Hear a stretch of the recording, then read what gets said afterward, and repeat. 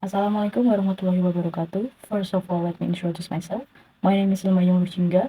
I'm from PBE Class F with numbers 2120, 22, 44, and 63. So today, I'm going to present and explain about first language acquisition from psycholinguistics perspectives. Developmental psycholinguistics explores how children naturally pick up their native language. It all starts with babies making cry as their earliest form of communication well before they speak recognizable words. These cries are more important than you might think. They teach babies to control their breathing, a crucial skill for talking later in life. When a baby is really hungry, they cry louder, which is like a signal to get attention. After the crying phase, babies move on to cooing, making soft and contented sound. This typically starts at around 2 months. Then, at about 6 months, they start to babbling. Babbling is when they make sounds that are not real words yet, and it comes in 2 stages. The first one is marginal babbling, which is a random sounds like cooing. The second one is canonical babbling, where they start to sound more like language spoken by the people around them. For examples, babies in English-speaking families will babble differently from those in Chinese-speaking homes.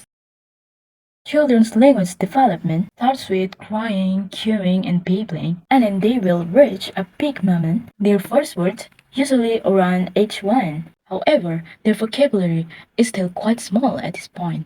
They often make up their own words, which are unique and sound funny. Their first words are usually about everyday things like mama, dada, kitty, milk, or cookie. This early talk is sometimes called egocentric speech because kids focus on what's around them. Oddly, some parents don't pay much attention to these early language stages. They only celebrating the first word. But these early steps are really important for a child's growth and communication skills.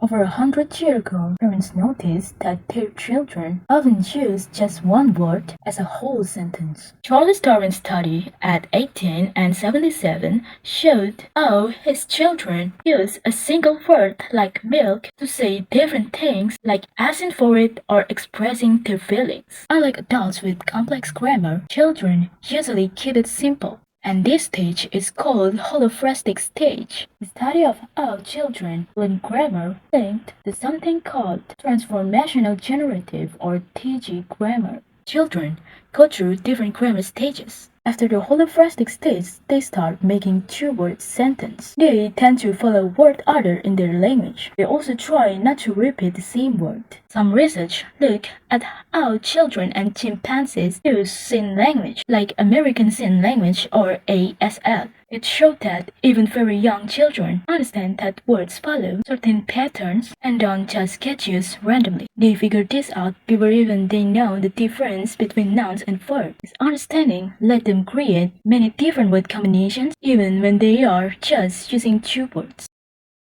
Evidence for innateness in language ability is backed by different signs, like some Native American tribes discouraging conversation with young children. Experts in psycholinguistics like Chomsky believe that a big part of learning language when we were little comes from something we were born with it. It's not like learning to swim or play the piano, where certain parts of our brain are made for it.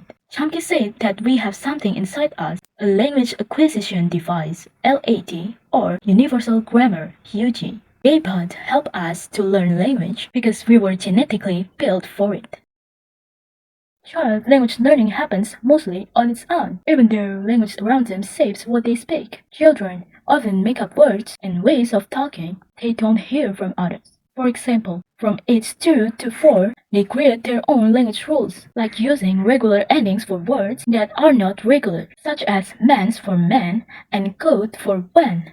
These are not mistakes, because children at this age haven't learned to read yet. It shows how creative and smart they are for picking up language, understanding the rules and follow them. No matter how fast they learn, all children go through the same language learning steps. A researcher named Brown looked at these steps by measuring how long children's sentences are. As children better at choosing words and how to put them together, their sentences get longer, going from about 2 words to 4 words. They start to make more sense.